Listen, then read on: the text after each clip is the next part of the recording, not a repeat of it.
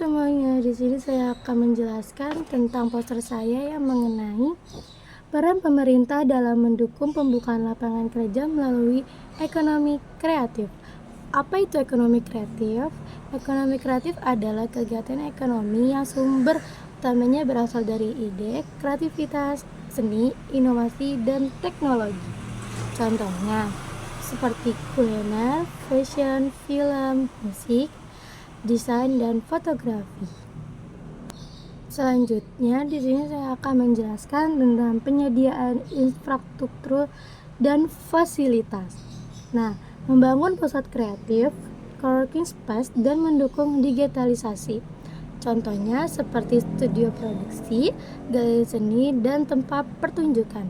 Dampaknya, pelaku industri kreatif punya tempat untuk bekerja, berkreasi, dan memasarkan produk. Selanjutnya, di sini saya akan menjelaskan pendidikan dan pelatihan. Penyelenggarakan pelatihan keterampilan untuk meningkatkan kapasitas SDM kreatif. Contohnya seperti fotografi, kuliner, animasi, dan desain. Dampaknya meningkatkan skill dan kreativitas. Selanjutnya, promosi dan pasar. Memfasilitasi pemasaran produk kreatif di pasar lokal dan global. Nah, dampaknya memperluas jangkauan produk kreatif dengan promosi yang didukung pemerintah, produk UMKM, dan pelaku kreatif bisa dikenal masyarakat luas, bahkan sampai luar negeri. Dampaknya, penjualan meningkat, produksi bertambah, dan terbuka peluang kerja baru. Contohnya seperti marketplace, terus festival, pameran. Selanjutnya, ada dukungan pembiayaan, memberikan pinjaman lunak dan insentif pajak bagi pelaku usaha ekonomi kreatif. Nah, banyak mempermudah pelaku usaha melalui bisnis. Banyak orang memiliki ide kreatif tetapi tidak punya modal.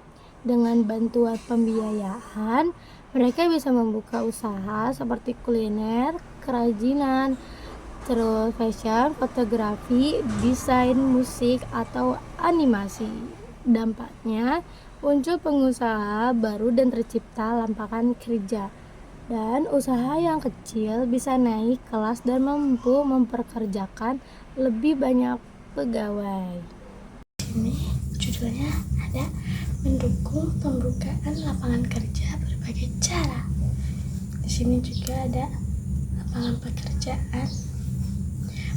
Pemerintah yang memperluas pembangunan infrastruktur, memberikan stimulasi ekonomi, dan mendukung UMKM.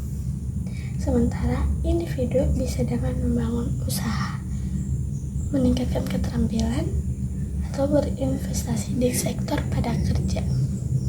Sektor yang padat kerja. Terus di sini juga ada peluang ekonomi kreatif. Ada sumber daya, media sosial, kearifan lokal, sama dukungan pemerintah. Terus di sini ada peran pemerintah.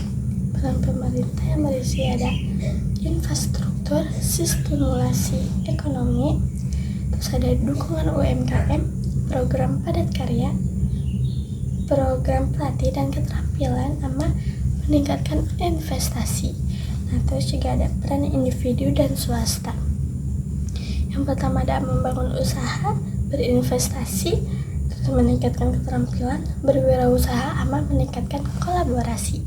Saya ingin menjelaskan tentang peningkatan kompetensi tenaga kerja dalam menghadapi globalisasi ekonomi.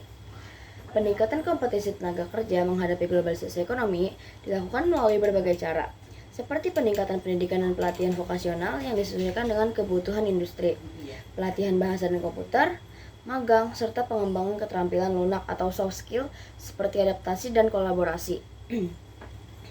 Kunci utamanya adalah menciptakan SDM yang kompeten dan dapat bersaing secara global dengan mengembangkan sumber daya manusia yang memiliki pengetahuan, keterampilan, dan sikap sesuai standar global.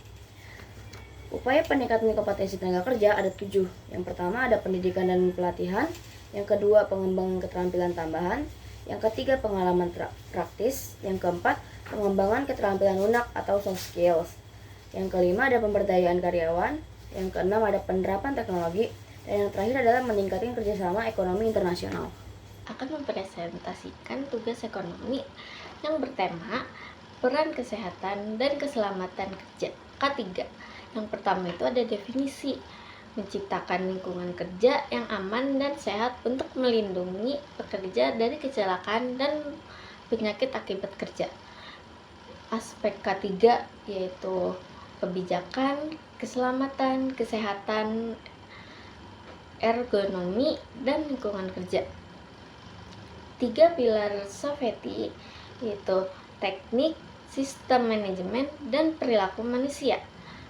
Jenis-jenis K3 berdasarkan tingkatnya yaitu ada dasar lanjutan, ahli, jenis bahaya yang dihadapi, fisik, kimia, biologis, mekanik, listrik, dan lain-lain.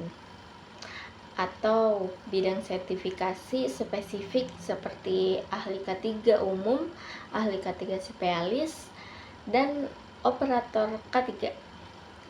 Tujuan K3 yaitu untuk memastikan kesehatan dan keselamatan karyawan di tempat kerja dan bertujuan untuk melindungi orang lain selain karyawan di tempat kerja. Terima kasih.